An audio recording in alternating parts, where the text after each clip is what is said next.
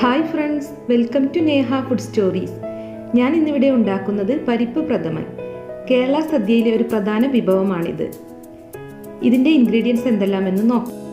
500 gram ശർക്കര, 1 cup കടലപ്പരിപ്പ്, 2 പാൽ 5 കപ്പ്, 1 പാൽ 2 കപ്പ്, 3 ടേബിൾ സ്പൂൺ ചൊവ്വരി, 4 ടേബിൾ സ്പൂൺ നെയ്യ്, ഏലക്ക പൗഡർ, ജിഞ്ചർ പൗഡർ, തേങ്ങാക്കൊത്ത്, മുന്തിരി, അണ്ടിപ്പരിപ്പ്. ഇനി ഇതെങ്ങനെയാണ് ഉണ്ടാക്കുന്നത് എന്ന് നോക്കാം. ചൂടായ പാനിലേക്ക് 2 ടേബിൾ സ്പൂൺ നെയ്യ് ആഡ് ചെയ്ത് കൊടുക്കാം. നെയ്യ് മെൽറ്റ് ആയതിനു ശേഷം കഴുകി വൃത്തിയാക്കി അരമണിക്കൂർ വെള്ളം വാലാൻ വെച്ച കടലപ്പരിപ്പ് ഇട്ട് നന്നായി ഫ്രൈ ചെയ്തെടുക്കണം. കടലപ്പരിപ്പ് പ്രഥമൻ ഉണ്ടാക്കുമ്പോൾ എപ്പോഴും കടലപ്പരിപ്പ് ഫ്രൈ ചെയ്തെടുത്തിട്ട് വേണം പായസം ഉണ്ടാക്കാൻ. മീഡിയം ഫ്ലെയിമിലിട്ട് ഒരു 5 മിനിറ്റ് ഇതൊന്ന് ഫ്രൈ ചെയ്തെടുക്കാം. ഗോൾഡൻ ബ്രൗൺ നിറമാകുന്നത് വരെ ഫ്രൈ ചെയ്തെടുക്കണം.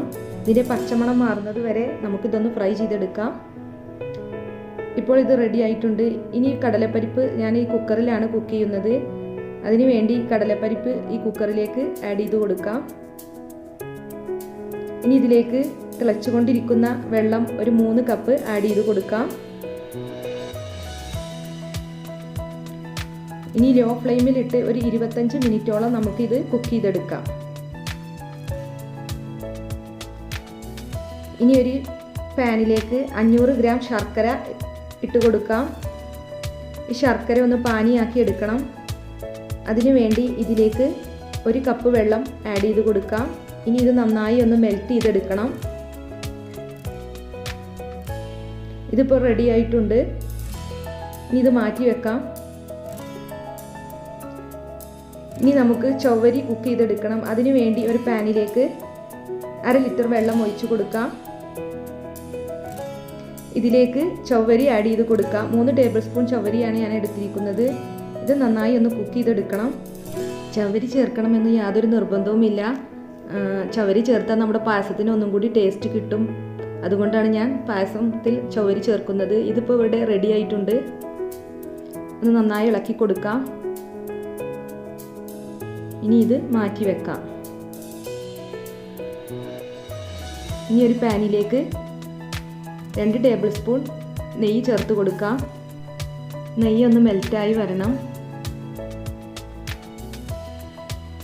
നെയ്യ് മെൽറ്റായി വന്നാൽ ഇതിലേക്ക് തേങ്ങാക്കൊത്ത് ഇട്ട് ഫ്രൈ ചെയ്തെടുക്കണം. ഒരു ഗോൾഡൻ ബ്രൗൺ നിറമാകുന്നത് വരെ ഫ്രൈ ചെയ്തെടുക്കാം. ഇനി ഇത് എണ്ണയിൽ നിന്ന് മാറ്റാം. ഇനി കാഷ്യൂനട്ട് ഫ്രൈ ചെയ്തെടുക്കാം.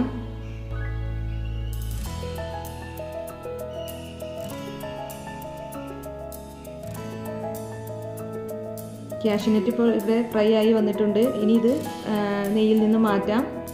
ഇനി അടുത്തതായി റൈസിൻസ് ഫ്രൈ ചെയ്തെടുക്കണം.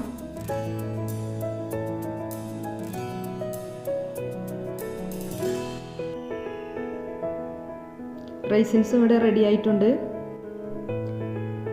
ഇത് നെയ്യിൽ നിന്ന് മാറ്റാം. ഇനി ഇതേ നെയ്യ് തന്നെ നമുക്ക് മറ്റൊരു പാനിലേക്ക് മാറ്റാം. അതിലേക്ക് 2 ടേബിൾ സ്പൂൺ നെയ്യും കൂടി ആഡ് ചെയ്ത് കൊടുക്കാം. ഈ നെയ്യൊന്ന് മെൽറ്റായി വരണം. ഇനി ഇതിലേക്ക് നമ്മൾ നേരത്തെ കുക്ക് ചെയ്ത് വെച്ചിട്ടുള്ള കടലപ്പരിപ്പ് ആഡ് ചെയ്ത് കൊടുക്കണം. കടലപ്പരിപ്പ് ഇവിടെ നന്നായി കുക്കായി വന്നിട്ടുണ്ട്.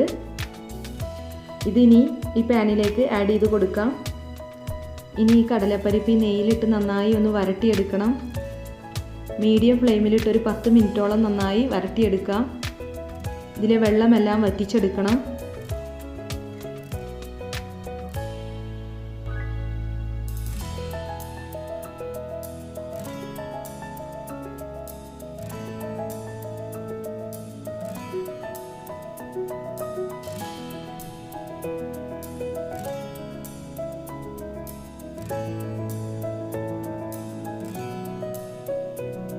ഇനി ഇതിലേക്ക് ശർക്കരപ്പാനി ആഡ് ചെയ്ത് കൊടുക്കാം. 500 ഗ്രാം ശർക്കരയാണ് ഞാൻ ഇവിടെ എടുത്തിരിക്കുന്നത്. ഓരോരുത്തരുടെ ഇഷ്ടത്തിനനുസരിച്ച് ശർക്കരപ്പാനിയുടെ അളവ് തീരുമാനിക്കാം. കറുത്ത ശർക്കരയാണെങ്കിൽ നമ്മുടെ പായസത്തിന് നല്ല ബ്ലാക്ക് കളർ കിട്ടും. ഇനി ഈ ശർക്കരപ്പാനി നന്നായി ഒന്ന് വറ്റിച്ചെടുക്കണം. ഹൈ ഫ്ലെയിമിലിട്ട് നന്നായി വറ്റിച്ചെടുത്താൽ മതി. ഇടയ്ക്കൊന്ന് ഇളക്കി കൊടുക്കണം അടിയിൽ പിടിക്കാതിരിക്കാൻ.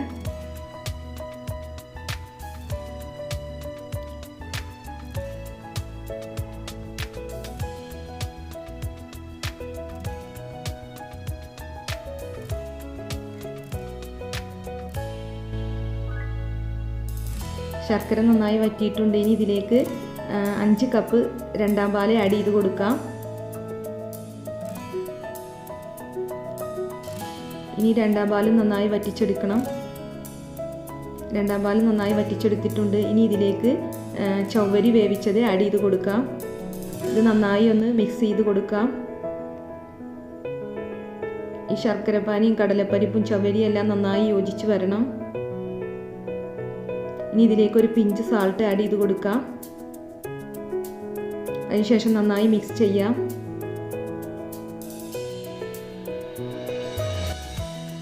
ഇനി ഇതിലേക്ക് ഒന്നാം പാൽ ആഡ് ചെയ്ത് കൊടുക്കാം.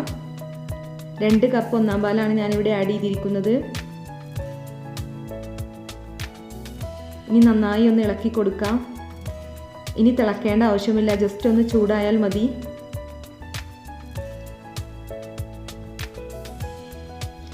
ഇപ്പോൾ ഇതിവിടെ റെഡി ആയിട്ടുണ്ട്. ഇനി ഫ്ലെയിം ഓഫ് ചെയ്യാം. ഇപ്പോൾ ഇത് ലൂസ് കൺസിസ്റ്റൻസിയാണ്. കുറച്ച് കഴിയുമ്പോൾ ഇത് തിക്കായി വന്നോളും. ഇനി ഇതിലേക്ക് ഫ്രൈ ചെയ്തിരിക്കുന്ന കൊക്കനട്ടും കാഷ്യൂനട്ട്, റൈസിൻസ് എന്നിവ ആഡ് ചെയ്ത് കൊടുക്കാം.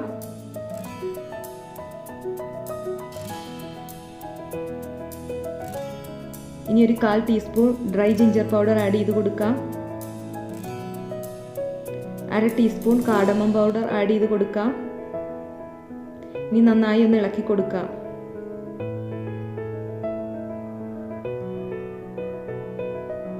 ഇപ്പോൾ നമ്മുടെ ഡെലീഷ്യസ് പരിപ്പ് പ്രഥമൻ റെഡി ആയിട്ടുണ്ട്. എല്ലാവരും ട്രൈ ചെയ്ത് നോക്കണം. ഇത് എല്ലാവർക്കും ഇഷ്ടപ്പെടുമെന്ന് വിചാരിക്കുന്നു. ഈ വീഡിയോ ഇഷ്ടമായെങ്കിൽ എല്ലാവരും ഷെയർ ചെയ്യണം. ആദ്യമായിട്ടാണ് എൻ്റെ വീഡിയോ കാണുന്നതെങ്കിൽ എൻ്റെ ചാനൽ സബ്സ്ക്രൈബ് ചെയ്യണം. Thanks for watching my channel.